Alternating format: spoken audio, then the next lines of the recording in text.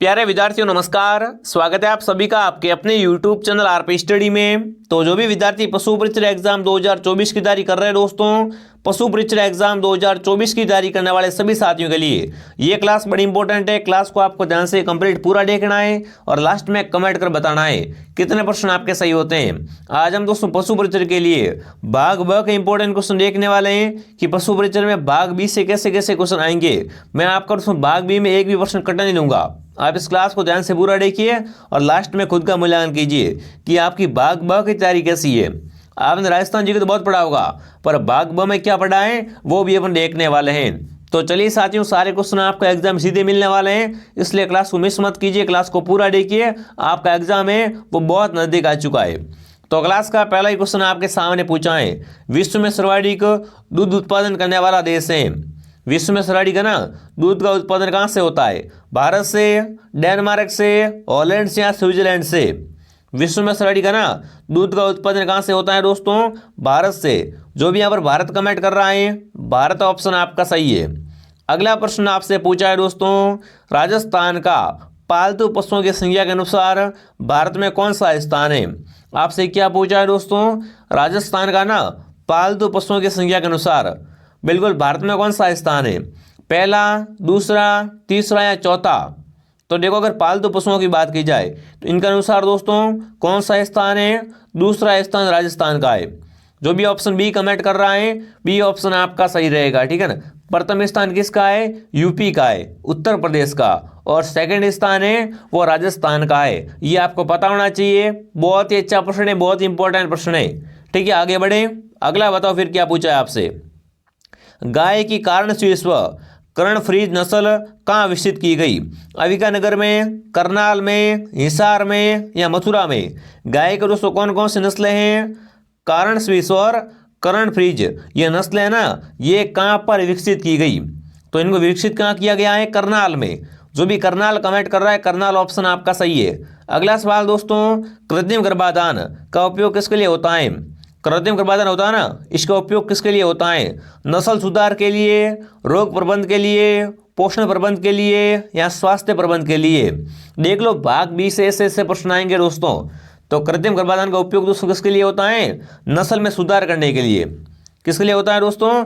नस्ल सुधार के लिए। जो भी ऑप्शन ए कमेंट कर रहा है, ऑप्शन ए बताने वाले सभी के सभी राइट है। जिसने भी साथियों क्लास को लाइक नहीं किया है, क्लास को लाइक और चैनल को सब्सक्राइब करें।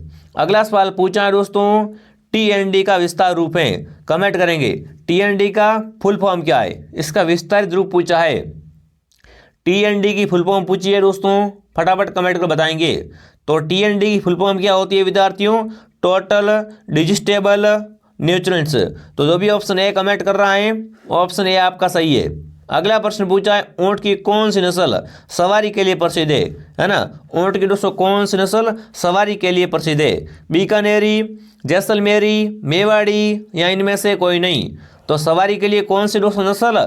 जैसलमेरी। अभी कभी आप जैसलमेर जाते हो ना और आपने अगर कैमल सवारी की है तो बिल्कुल आपकी जैसलमेरी ऊंट है वो क्या है? सवारी के लिए बहुत प्रसिद्ध है। ध्यान रखना। जो भी ऑप्शन बी कमेंट कर रहा है, बी ऑप्शन आपका सही है। अगला पूछा दोस्तों, पशुओं की आयु का पता लगाया जा सकता है। पशुओं की आयु का है ना पता अपन कैसे लगा सकते हैं? शरीर की दशा देखकर, खुर देखकर, छलों की संख्या देखकर या उपरोक्त सभी? अगर आपको पशु की संख्या का अनुमान लगाना है या पता लगाना है तो किस तरीके से आप लगा सकते हो? बिल्कुल, अपन शरीर की दशा देखेंगे, खुर देखेंगे और छलों की संख्या देखेंगे, मतलब उपरोक्त सभी। जो भी उपरोक्त सभी कमेंट कर रहा है, डी ऑप्शन आपका सही है। अगला सवाल पूछा है, सबसे अच्छी एक किससे बनाई जाती है? सबसे अच्छी दोस्तों ये किससे बनाई जाती है? लोबिया से, बरसीम से, सोयाबीन से या मटर से? तो सबसे अच्छी ये है, इसका निर्माण दोस्तों किससे किया जाता है? बिल्कुल ऑप्शन बी, बरसीम से। जो भी बरसीम कमेंट कर रहा है, बरसीम ऑप्शन आपका सही है। अगला सवाल, सबसे अच्छी साइलेज बनती है। सबसे अच्छी साइलेज किससे बनती है दोस्तों? जवार से, मक्के से, जई से या नेपियर से? सबसे अच्छी साइलेज है वो मक्के से बनती है। किससे बनती है दोस्तों? साइलेज है वो किससे बनती है? मक्के से बनती है। अगला सवाल दोस्तों आपसे पूछा है, कूलिंग का अर्थ होता है। कूलिंग का अर्थ क्या होता है विद्यार्थियों? फटाफट कमेंट करेंगे। कूलिंग का अर्थ होता है विद्यार्थियों, पशुओं को ठहराने के लिए एक व्यवस्था, पशुओं का चारा उपलब्ध करवाने की व्यवस्था, अनूवर पशुओं को हटाने की व्यवस्था या सींग रोधक की एक व्यवस्था। तो देखो विद्यार्थियों, कूलिंग का अर्थ क्या होता है? बिल्कुल दोस्तों, ऑप्शन नंबर सी आपका सही है। क्या हो जाएगा दोस्तों? अनूवर पशुओं को हटाने की व्यवस्था होती है। जो भी ऑप्शन सी कमेंट कर रहा है, सी ऑप्शन आपका राइट है। अगर आपकी बी भाग की अगर तैयारी कमजोर है ना, तो लग जाओ भाई तैयारी में। बी भाग्य आपका क्या होना चाहिए? अच्छा होना चाहिए, तभी यहीं जाके आपको क्या मिलेगी? नौकरी मिलेगी। इस बार अपने नौकरी वाले सपने को साकार करना है। डेली क्लास में जुड़ते रहो। एक क्लास मॉर्निंग 8 बजे, एक क्लास दोपहर 2 बजे और एक क्लास फिर से शाम को 8 बजे लाइव। ठीक है। अगला सवाल पूछा, निम्न में से प्रतिजैविक हैं, इनमें से बताना प्रतिजैविक कौन है? फटाफट कमेंट में छाप देंगे। देखिए, स्ट्रेप्टोमाइसिन या पेनिसिलिन, लाल दवा या ए और बी दोनों। तो बिल्कुल ए और बी दोनों क्या है दोस्तों? प्रतिजैविक है। प्रतिजैविक कौन है विद्यार्थियों? ए और बी। तो जो भी ऑप्शन डी कमेंट कर रहा है, ए और बी किस में है? डी में दे रखा है, तो डी ऑप्शन आपका सही है। ठीक है, आगे बढ़ते हैं। ज्वार में पाया जाने वाला विषाक्त रसायन है, फटाफट कमेंट करेंगे दोस्तों। ज्वार में कौन सा विषाक्त रसायन पाया जाता है? फटाफट कमेंट करें विद्यार्थियों। अप्लोटॉक्सिन या गोलीपोल या गोसीपोल, धुरिंद रसायन या ऑक्सालिक अम्ल। बताओ भाई, ज्वार में कौन सा विषाक्त रसायन पाया जाता है? तो वो आपका धुरिंद रसायन। कौन सा? धुरिंद रसायन। अगला सवाल आपके सामने, साइलेज बनने में कितने दिन का समय लगता है? साइलेज बनकर तैयार होने में कितने दिन का समय लगता है? देखिए, 25 से 35, 60 से 90, 45 से 60 या 20 से 15। तो देखो, साइलेज बनने के लिए कम से कम कितना समय लगता है विद्यार्थियों? 60 से 90 दिन लगते हैं। जो भी ऑप्शन बी कमेंट कर रहा, बी ऑप्शन आपका सही है। अगला है जीवाणु जनित बीमारी है, इनमें से कौन सी बीमारी जीवाणु जनित है विद्यार्थियों? फिड़किया, एंथ्रेक्स, थनैला या इनमें से कोई नहीं? इनमें से जीवाणु जनित आपकी कौन सी है? तो यहाँ पर आएगा इनमें से कोई नहीं। इनमें से कोई नहीं है ना, वो क्या है? बिल्कुल आपकी जीवाणु जनित है। बाकी ध्यान रखना विद्यार्थियों। आगे बढ़े, अगला पूछा है, इनमें से बताना है। काली मासी के नाम से जानी जाती है, इनमें से काली मासी ये किसे कहते हैं? असील को, चिटगांव को, कड़कनाथ को या पलाई माउत को? इनमें से किसे दोस्तों काली मासी के नाम से जाना जाता है? तो काली मासी के नाम से कड़कनाथ। किसे? कड़कनाथ को जानते हैं। और कड़कनाथ क्या होती है? मुर्गी की नस्ल होती है। ठीक है, आगे बढ़े। अगला सवाल, सर्रा रोग किस पशु में होता है? सर्रा रोग होता है ना, ये किस पशु में होता है? भेड़ में, बकरी में, घोड़े में या ऊँट में? तो सर्रा रोग होता है ऊँटों में। सर्रा रोग किस में होता है दोस्तों? ऊँटों में होता है। डी ऑप्शन आपका सही है। लीजिए अगला सवाल आपके सामने, थनैला रोग से ग्रसित पशु के दूध का पीएच मान होता है। बताओ भाई, किसी पशु में क्या हो रखा है? थनैला रोग हो चुका है। कौन सा रोग? थनैला रोग हो चुका है। अब उसके अगर दूध का पीएच मान निकालेंगे तो कितना आएगा विद्यार्थियों? 6.8, 8.4, 7.43 या 7?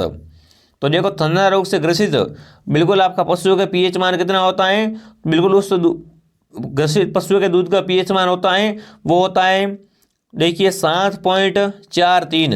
तो जो भी ऑप्शन सी कमेंट कर रहा है, सी ऑप्शन करेक्ट है। अगला सवाल आपसे पूछा दोस्तों, राजस्थान में भारत के ऊँटों की कुल संख्या का कितने % भाग पाया जाता है?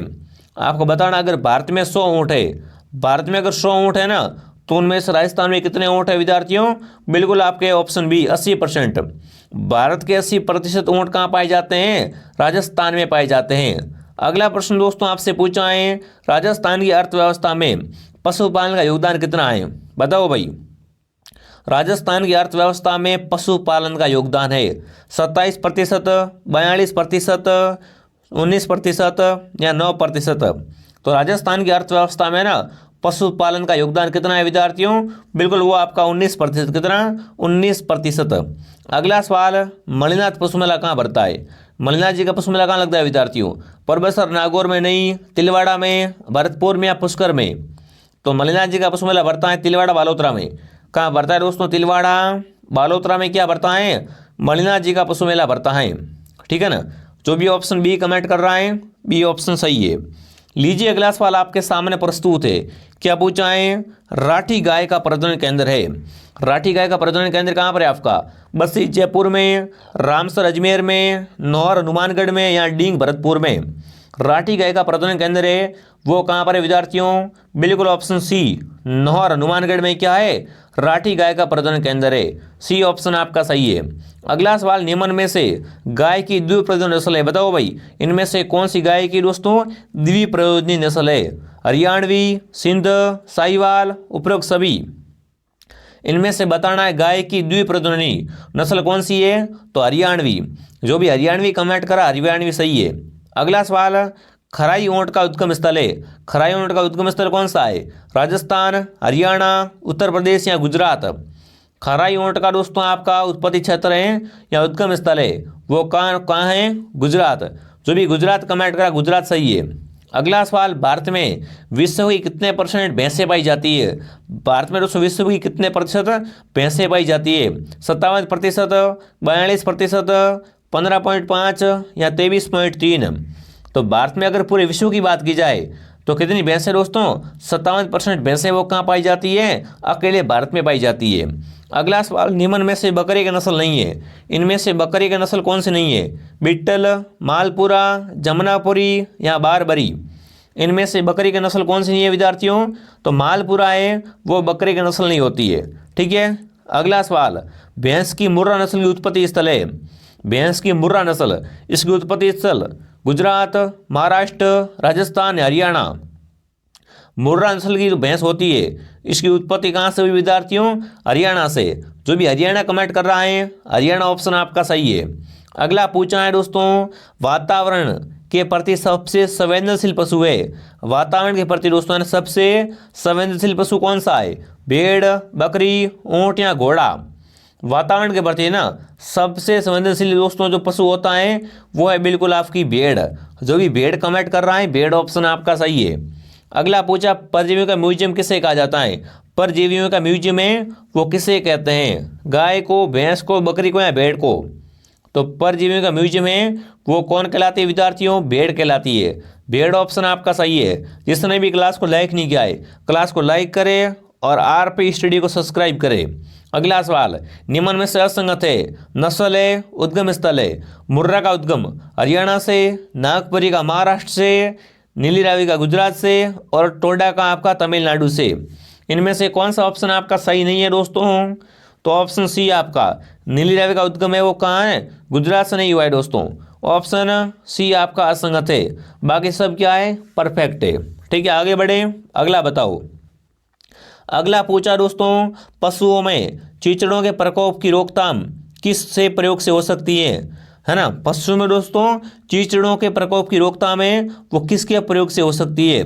मेलाथियान से, चूना घोल से, चौक पाउडर से या साधारण नमक से?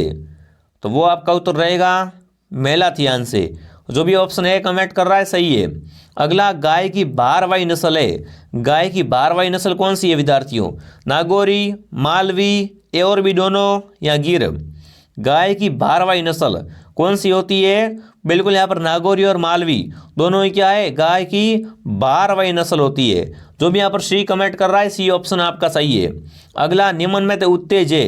निम्न में से उत्तेज है कौन है दोस्तों? तारपीन का तेल, अरंडी तेल, एल्कोहल, उपरोक्त सभी। इनमें से उत्तेज कौन है विद्यार्थियों? तो बिल्कुल यहाँ पर एल्कोहल। एल्कोहल क्या होता है दोस्तों? उत्तेज होता है। सी ऑप्शन आपका सही है। अगला सवाल, बकरी में मधचक्र होता है, बताओ भाई बकरी में मधचक्र है वो कितना दिन का होता है? 16 दिन, 14 दिन, 21 दिन या 19 दिन? बकरी में मध्यकाल की अवधि कितनी होती है? 21 दिन। जो भी 21 दिन कमेंट कर रहा है 21 दिन ऑप्शन आपका सही है। साथ में फटाफट कमेंट करते रहो। अगला सवाल पूछा है दोस्तों, किस भेड़ की नस्ल को चनौथर के नाम से जानते हैं? सोनाड़ी, जैसलमेरी, मारवाड़ी या चौकला? देखो चनौथर किसे कहते हैं? तो वो आपकी सोनाड़ी नस्ल होती है। सोनाड़ी क्या है? भेड़ होती है। इसे क्या कहते हैं? इसे चनौथर भी कहा जाता है। जो भी ऑप्शन ए कमेंट कर रहा है ऑप्शन ए आपका सही है। अगला सवाल, मुर्गी की कौन सी नस्ल लड़ाई के लिए प्रसिद्ध है? मुर्गी की कौन सी नस्ल लड़ाई करने के लिए प्रसिद्ध है? कड़कनाथ, असील, पंजाबी भूरी, उपरोक्त सभी? तो वो आपकी कौन सी है? कड़कनाथ नहीं, क्या रहेगा? असील। असील क्या मुर्गी होती जो क्या है दोस्तों? लड़ाई के लिए प्रसिद्ध है।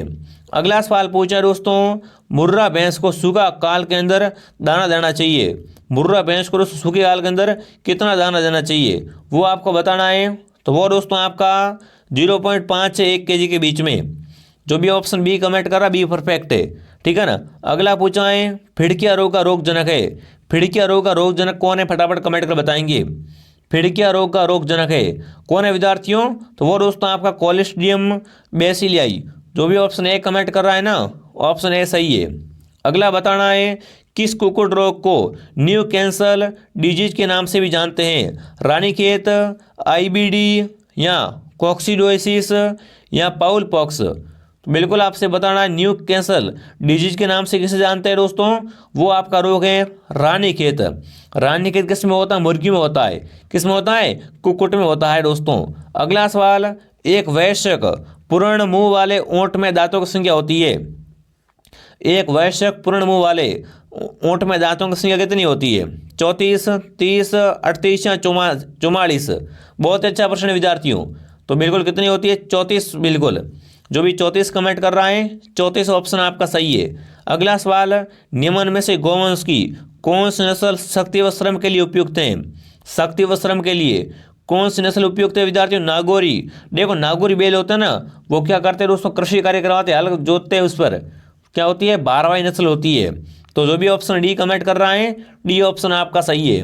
अगला सवाल, केंद्रीय पक्षी अनुसंधान संस्थान कहाँ पर है, कमेंट करेंगे। केंद्रीय पक्षी अनुसंधान संस्थान है वो कहाँ पर है आपका, भुवनेश्वर, इज्जतनगर, तेलंगाना, आंध्र प्रदेश। तो सही उत्तर है इज्जतनगर में। जो भी इज्जतनगर कमेंट कर रहा है सही है। अगला सवाल, यदि दूध का CLR 28 है तो दूध का विशिष्ट गुरुत्व होगा। दूध का CLR कितना 28 है ना, तो दूध का विशिष्ट गुरुत्व क्या रहेगा, बिल्कुल कितना रहेगा दोस्तों आपका 1.028। तो जो भी ऑप्शन सी कमेंट कर रहा सी ऑप्शन आपका सही है। अगला आपसे पूछा है निम्न में से भेड़ की किस नस्ल को राजस्थान की मेरिनो कहते हैं, पुंगल, नाली, चौकला या मालपुरा। राजस्थान की मेरिनो कौन सी नस्ल कहलाती है, चौकला कहलाती है। इन्हें क्या कहते हैं दोस्तों, राजस्थान की मेरिनो भी कहते हैं। ऑप्शन डी आपका सही है। अगला सवाल आपके सामने, नवीनतम पशु गणना के अनुसार भारत में सभी राज्यों में बकरियों की आबादी में राजस्थान का कौन सा स्थान है, तीसरा, प्रथम, दूसरा या चौथा। तो बकरियों के स्थान पे है ना, बिल्कुल भारत में राजस्थान का क्या है, प्रथम स्थान है। जो भी ऑप्शन बी कमेंट करा सही है। अगला सवाल दोस्तों, तांबे के रंग का शरीर भैंस की किस नस्ल की विशेषता है, मुर्रा, कुंडी, नीली रावी या बदावरी। कैसा रंग दोस्तों, तांबे के जैसा रंग शरीर में है ना, किस भैंस की विशेषता होती है विद्यार्थियों, वो है बदावरी की। बदावरी का शरीर कैसा होता है दोस्तों, तांबे के समान चमकीला होता है। तो जो भी ऑप्शन डी कमेंट करा डी ऑप्शन आपका सही है। अब आप कमेंट कीजिए आपके दोस्तों भाग बी की तैयारी कैसी है, आपके भाग ब में कितने प्रश्न सही हुए, ठीक है। और ये क्लास आपको कैसी लगी, सभी साथी क्लास को दोस्तों लाइक करें, अपने दोस्तों के साथ में शेयर करना है क्लास को, ठीक है। और सब्सक्राइब करना ना भूलें। हमारे टेलीग्राम चैनल को भी आप ज्वाइन जरूर कीजिए। मैं आपको मिलता हूँ नेक्स्ट क्लास में। जय हिंद, जय भारत।